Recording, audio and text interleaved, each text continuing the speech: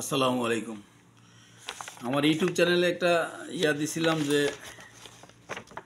বাংলাদেশ মানে বিনোদন। বাংলাদেশ মানে বিনোদনের যে আসলে বাংলাদেশ মানে বিনোদন কেন, এটা কিন্তু হাস্যকর বিষয়ও না, আবার হাস্যকর বিষয়ও।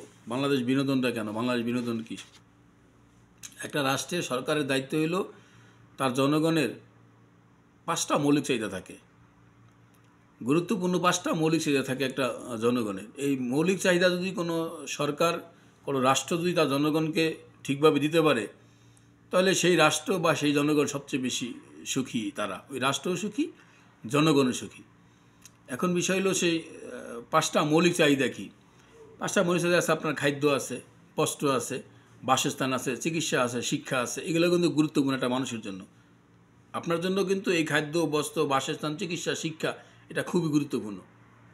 এবং এটা রাষ্ট্রের দায়িত্ব তার জনগণকে এটা দেওয়া, এবং যে রাষ্ট্র দিতে পারে সেই রাষ্ট্রই সফল, সেই জনগণও কিন্তু সফল। আমাদের দেশের আপনি এই আপনার যে মৌলিক পাশা চাহিদার বিষয়টা কীভাবে দিতেছে আপনি দেখেন। খাদ্য যদি বলেন, খাদ্যের অভাবে বাংলাদেশে 1974 বলে লোক মারা গেছে, দুর্ভিক্ষ হয়েছে। তার মানে খাদ্য স্বয়ংসম্পূর্ণ না, এখনও না। এখনও খাদ্যের দ্রব্যমূল্যের বাজার কিন্তু ঊর্ধ্বগতিতে। তো এটা কিন্তু এই বিনোদন বাংলাদেশই আছে। কাঁচামরিচের কেজি 1200, 1400, 1600, ভেজের কেজি 400, 500, তাহলে কেজি 500-600। আর এই খাদ্যর বিষয়টা এরকম, বাংলাদেশের মন্ত্রীরা কয় খাদ্য কম খান, খেজুরের পরিবর্তে বড়ই খান। তো এইগুলো বাংলাদেশ বলেই সম্ভব।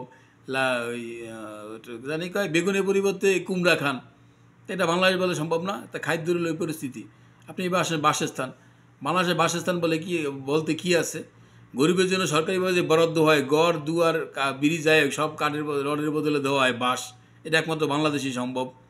এবং সেই ব্রিজ বলেন, কালভার্ট বলেন, ঘর বলেন, সরকারি যেইটা বলেন উদ্বোধনের আগেই সেটা হয়ে যায় কি, উদ্বোধন করতে যাইবে এর আগেই সেটা ধ্বংস হয়ে যায়। তো এটা বাংলাদেশ বলেই সম্ভব।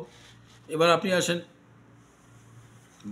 খাদ্য, বস্ত্র, বাসস্থান যেটা বললাম, বাসস্থান বললাম, যে এরকম খাদ্য বস্ত্র কথা বললাম, বস্ত্র বলা হয় না।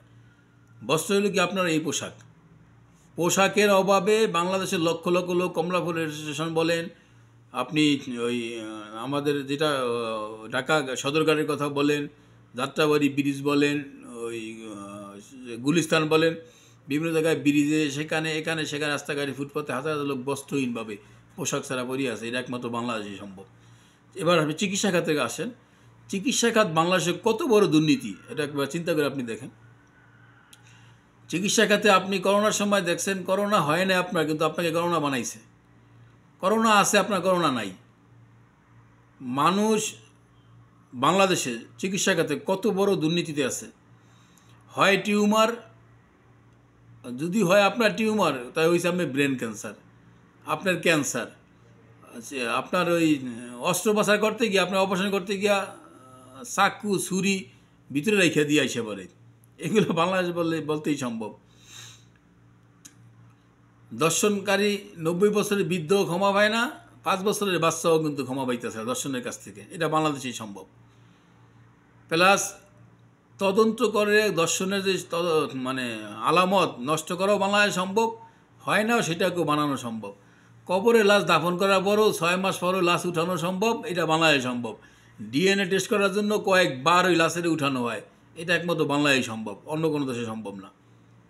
এবার আপনি আসেন শিক্ষাক্ষেত্রে, কত বড় দুর্নীতি। সাবেক যে শিক্ষামন্ত্রী ছিল, উনি ওনার সুনাম ধরে রাখার জন্য ডাইল আর আলু ভর্তা এইগুলা কাগজ কাটা ঘরবাড়ি বানানো শিখাইছে স্কুলে।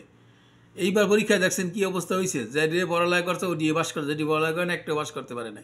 শিক্ষা খাতে কত বড় দুর্নীতি এবং কত নিচে শিক্ষা নামায় নিয়ে গেছে। আসেন বাংলাদেশের শিক্ষা খাতের আপনি রেজাল্ট অটোপাস, এটা একমাত্র বাংলাদেশ সম্ভব, কত সম্ভব না। অটোপাসটা একমাত্র বাংলাদেশই সম্ভব। শিক্ষা খাতে যে অবস্থা, A+ পাইছে, GPA 5, এর মিনিংস কি আজ পর্যন্ত কেউ ঠিক মতো বলতে পারে না। অনেক দেখছি সংবাদে, সায়েন্সের স্টুডেন্ট বলেন, যেখানে বলেন, সে GPA 5 পাচ্ছে। এটার যে মূল জিপিএর বাঙ্গানের পরে এটা কি হয় সেটাই বলতে পারে না, তা সে GPA 5 পাইছে। তো এই শিক্ষা খাত দিয়ে আপনি কি করবেন?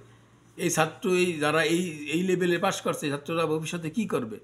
তাই বাংলাদেশ মানে যে বিনোদন, এটাই হলো বাংলাদেশ মানে বিনোদন।